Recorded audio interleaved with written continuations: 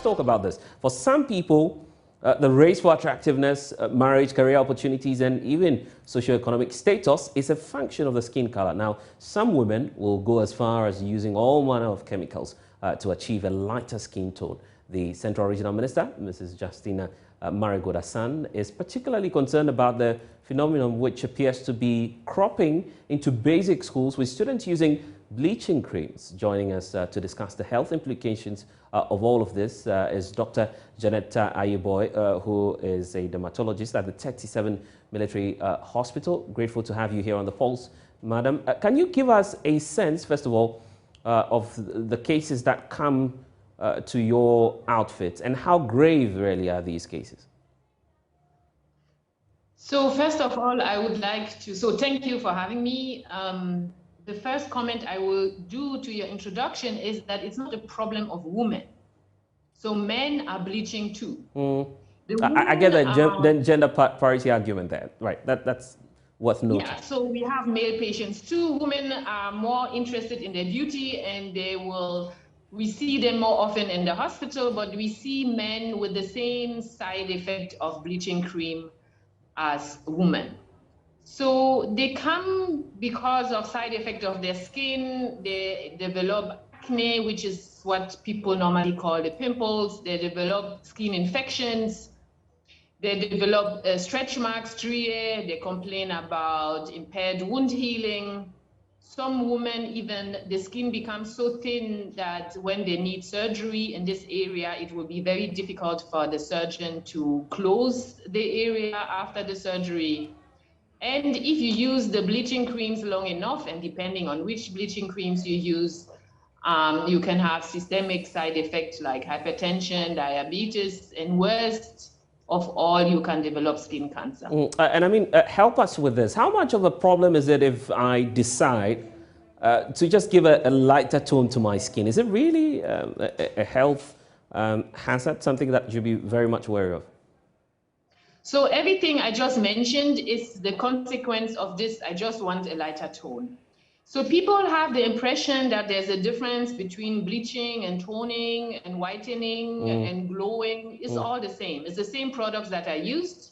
Some people use several products at the same time. Some use them more often and will have a more distinctive result, but they are not different drugs for toning and another one for bleaching. It's all the same medication, and they can all have the side effects that I just mentioned.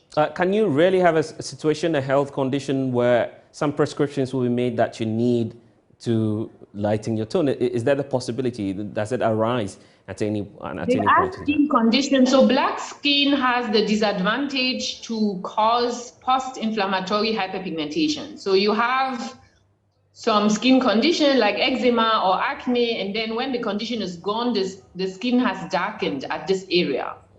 So this is the reason to use drugs to stop that from happening and to reverse it. But when we talk about bleaching, we mean changing the color from head to toe, not just to change the hyperpigmentation that arises at the place of inflammation.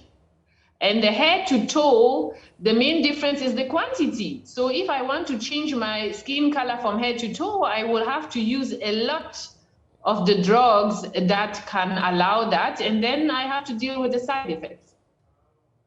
The concern for many of those who are going for these services, the concern has been about the fact that some of them are not really confident in their color.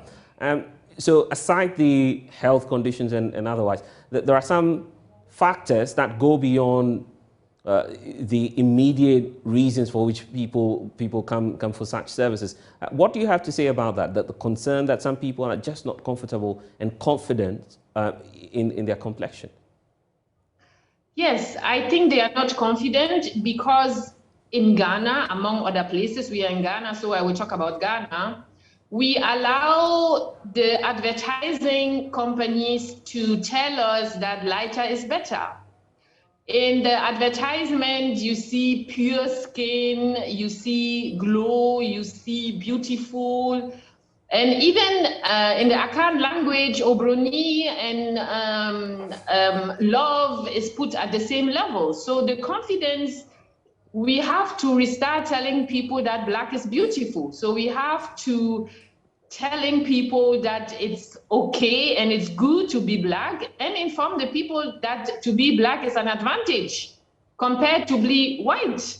The main complaint of white people, or the main fear of white people, is to die of skin cancer. This is a problem that is reduced in black skin. Then people always want to be young and look young. Again, black skin had the advantage of aging very slowly compared to white skin.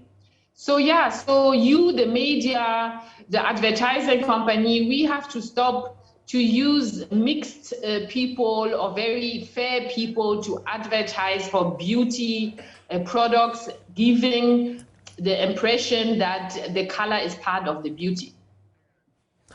You operate obviously in a public hospital. The question will be about the picture. Paint the picture to us. How often do you have people coming for help as a result of the complications using these toxic chemicals? I have them every day, but they're usually not, they don't come and say, I have a problem with skin bleaching. They come and say they have some rashes and they think it's in their blood. And then when you look at it, you can all relate it to the skin products that they are using. I see that every day. Every day I see patients, I see side effect of skin bleaching. Interesting. You have an association, of course, you're a member of the Dermatological Association. What are you doing as an association to provide some level of education to the population on the dangers involved in bleaching? So we are organizing talks. We are informing the public. We go to churches. We talk to doctors to help them recognize side effects of bleaching, because the patient will not come and say, I have problem with bleaching. So we need to be able to recognize it and to inform them. We have even made a film about skin bleaching that is available online, where we discuss the side effect of skin bleaching and why people do want to bleach. Yeah, I think this is what we are doing.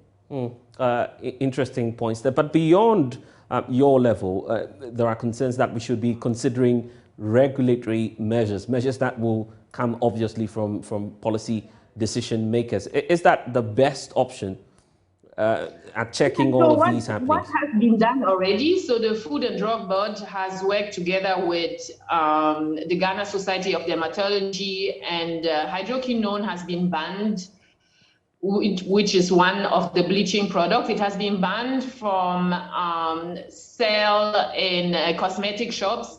Unfortunately, many people use corticosteroids to bleach their skin, and they are available in pharmacies. They are supposed to be available only on prescription to treat inflammatory conditions of the skin. And unfortunately, in many pharmacies, you can just get them like that, or even in filling station or on the street. So yes, more needs to be done to to make it more difficult to get access to these products. And I guess in this conversation, there's obviously a group of people that we need to be fair to, those who are innocent, very much unaware of the implications of the type of body creams they use. Some do, in the end, have effects on their complexion. How about these innocent group of people? How do they deal with their concerns? I didn't get that. Which are the innocent people? Well, who are the innocent people? Persons who are not really aware of the kinds of body creams they should be using, because some of them also do contain these harmful chemicals, right? Okay, you can buy a cream and be unaware that it's a bleaching cream or that it contains bleaching agents. But when your skin color starts changing, I think you should see it. Yeah. It is not, you can't, I mean, it's visible. I can see it. If I can see it, although I don't know you, you should see it because you know yourself when you had your original color. So the bleaching doesn't happen overnight. Like the picture you are showing now, we are talking about years and decades of bleaching. So it doesn't happen overnight. So you see it. And the advertisement, nobody expects you to be a chemical engineer or a chemist. and understand what is inside. The advertisement tells you to have a brighter skin, to have a lighter skin, to have a fairer skin. The advertisement tells you what you are getting. I guess that's all for now, but I'm grateful for your time. That's Dr. Janet Ayubo joining us, a dermatologist, speaking to us on this increasing spate of bleaching. Thanks for staying with us on the Pulse. We have more coming your way. Stay with us. We'll return with sports as well. Will be coming up shortly. Stay with us.